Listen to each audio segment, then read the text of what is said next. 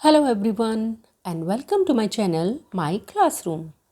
तो आज हम पढ़ते हैं इंग्लिश 5th स्टैंडर्ड की एक बुक है और वहाँ से हम पढ़ते हैं हमारा आज का लेसन डैफोडिल्स।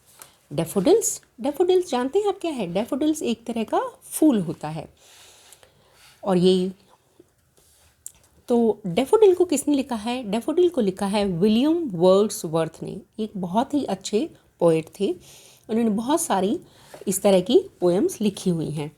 तो डैफोडिल को लिखा है विलियम वर्ड्सवर्थ ने। तो पहले हम कुछ पढ़ते हैं डिफ़िकल्ट वर्ड्स और साथ में उनका मीनिंग, जो हमें पोएम को समझने में थोड़ी आसानी हो जाएगी। तो सबसे पहले है WANDERED, वॉन्डर्ड। देखिए हमेशा W की जो स्पेलिंग होती जो उसका जो साउंड होती है उसको वो बोला जाता है व, नॉट व। तो ये हम पढ़ेंगे वॉन्डर्ड। ठीक है। अब वॉन्डर्ड का मतलब है वॉकिंग एमलेसली, मतलब जब हम कभी कभी हमें पता नहीं होता है या कुछ मन नहीं करता है और हम ऐसे ही घूमते रहते हैं। तो एमलेसली मतलब जब का कोई कहीं सपोज़ हमें कहीं मार्केट जाना होता है तो हमें पता है हमें कहाँ जाना है, तो हमारा एक एम है कहीं जाना। पर कभी कभी ऐसे ही मन करता है चलो नीचे घूम कर आते हैं या कहीं पार्क में घूमते हैं, ठीक है, गार्डन में घूमते हैं, तो हमारा कोई एम नहीं होता, हम सिर्फ ऐसे ही घूम रहे होते हैं। तो उसको हम कहते हैं आई वॉन्डर्ड, लाइक वॉकिंग एमलेसली, बिना किसी एम के ऐसे ही घूमना। Floats, FLOATS, floats. फ्लोट्स का मतलब होता है drift on the surface of water without sinking. मतलब जैसे सरफेस ऑफ वाटर की पानी का जो बिल्कुल ऊपरी सरफेस होता है, ठीक है, विदाउट उस पर अगर आप कुछ पत्ता डाल दें, ठीक है, तो वो पत्ता उसमें डूबेगा नहीं। तो ड्रिफ्ट मतलब उसके ऊपर तैरता रहेगा। तो विदाउट सिंकिंग, बिना डूबे हुए किसी यानी पानी के ऊपर ऐसे तैरना। वेल्स, ये वेल्स है या वैलीज, ये उसका एक तरह से शॉर्ट फॉर्म भी नहीं, बट जब हम पोएम लिखी जाती है तो पोएम में कुछ वर्ड्स को छोटा कर दिया जाता है, बट उसका मीनिंग कभी कभी चेंज नहीं होता। और ये वेल्स का यहाँ मतलब होता है वैलीज। वैलीज होती हैं जो बहुत बड़े बड़े पहाड़ होते हैं, ठीक है, उन पहाड़ के जो दो पहाड़ों के बीच में जो जगह होती है उसको वैलीज बोलते हैं। Fluttering, FLUTTERING, fluttering.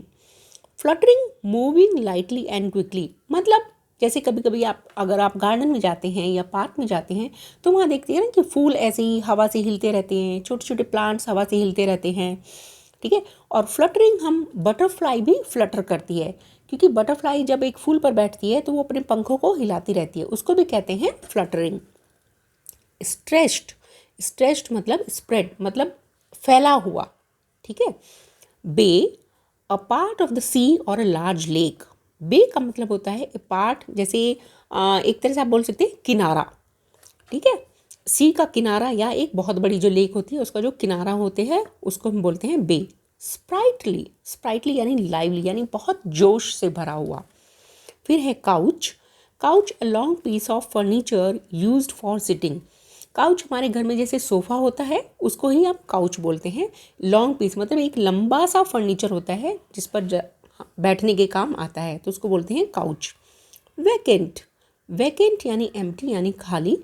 पेंसिव यानी सैड, वरीड और डिस्ट्रेस्ड, मतलब कभी कभी हमारा मूड कभी सैड होता है या हम किसी बात को लेकर चिंता करते हैं, ठीक है, तो उसको बोलते हैं pensive mood. Bliss, bliss extreme happiness, मतलब जब आप बहुत ज़्यादा खुश होते हो उसको कहते हैं ब्लिस।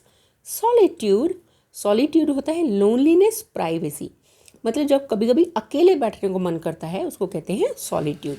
तो चलिए अब हम पढ़ते हैं हमारी आज की पोम। और एक यहाँ पर मैं बताना चाहती हूँ कि POEM होता है, इसको बोला जाता है पोएम, बट एक्चुअली ये इसका करेक्ट जो प्रोनाउंसिएशन है वो पोम बोलते हैं, पोएम नहीं बोलते, poem. I wandered lonely as a cloud.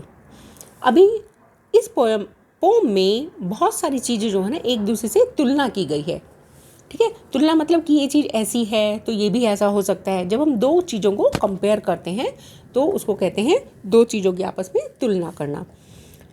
I wandered lonely as a cloud, तो यहाँ पर जो हमारा कवि है विलियम वर्ड्सवर्थ, उन्होंने बोला है, वो बता रहे हैं कि मैं ऐसे ही बादल की जैसे अकेला घूम रहा था। मतलब शायद कभी कहीं गए होंगे, तो वो बताते हैं कि क्या हो जो उनके मन में उस टाइम विचार आ रहे थे। आई वॉन्डर्ड, मतलब बिना किसी एम के मैं ऐसे ही लोनली एज ए क्लाउड, जैसे बादल इधर से उधर घूम जाता रहता है, उसका कोई एम नहीं होता। ठीक है, बादल क्या है, हवा के साथ साथ इधर से उधर चलता रहता है। तो मैं भी बादल के जैसा ही इधर से उधर जा रहा था। आई वॉन्डर्ड लोनली, मैं बादल की तरह अकेला इधर से उधर घूम रहा था। That floats on high over vales and hills, तो जैसे बादल बहुत जो घाटियाँ होती हैं, पहाड़ियाँ होती हैं, उनके ऊपर से फ्लोट करता रहता है। ठीक है, मतलब उनके ऊपर से एक तरह से तैरता रहता है, इधर से उधर उधर से उधर। ठीक है। When all at once I saw a crowd, और तभी अचानक मैंने क्या देखा? I saw a crowd। Crowd का मतलब होता है जब कोई चीज़ बहुत सारी नंबर्स में एक साथ होती है, तो उसको बोलते हैं क्राउड। तो मैंने देखा, अचानक ही मैंने देखा a host of golden daffodils, मतलब एक गोल्डन डेफोडिल्स का एक बहुत बड़ा झुंड कहते हैं या क्राउड को देखा, यानी सुनहरे फूलों, सुनहरे डेफोडिल्स को। Beside the lake beneath the trees fluttering and dancing in the breeze. Beside the lake यानी वहाँ पर कोई लेक थी, उस लेक के पास में। बीनीथ द ट्रीज, और वहाँ पर बहुत बड़े बड़े लंबे लंबे ट्रीज थे। तो उन पेड़ों के नीचे, जैसे आप इस पिक्चर में भी देख सकते हैं कि यहाँ पर बड़े बड़े ये पेड़ हैं और इनके नीचे ये बहुत सारे डेफोडिल्स हैं। सो बीनीथ द ट्रीज मानी पेड़ों के नीचे, एंड बिसाइड द लेक, ये देखिए लेक है, तो लेक के पास में।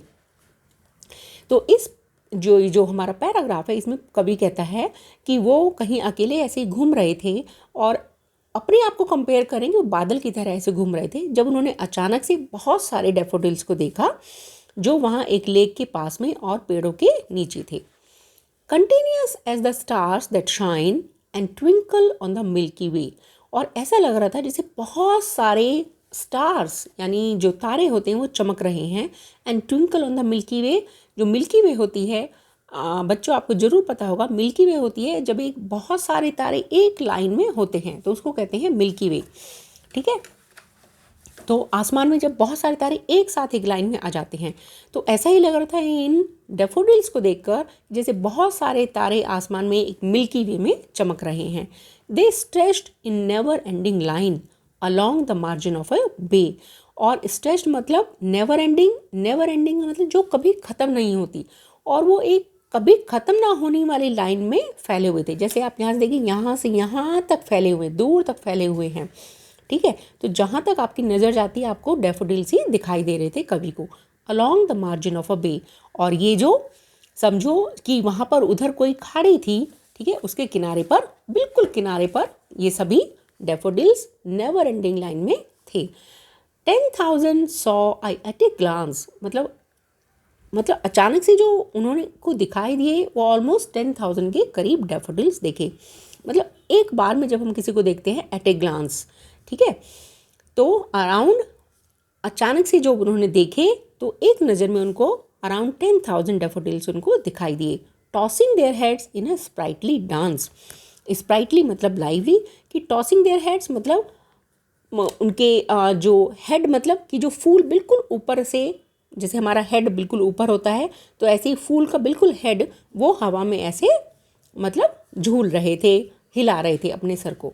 तो इसमें बताते हैं कवि कि जो उन्होंने डेफोडिल देखे वो ऐसा लग रहा था जैसे एक तारों की लंबी सी मतलब लाइन थी, कभी ख़त्म ना होने वाली लाइन, और आकाश गंगा में चमक रही थी। और जो करीब 10,000 के करीब वो फूल थे वहाँ पर, और जो अपना सिर हवा में ऐसे ही हिला रहे थे और झूम रहे थे। For oft when on my couch I lie.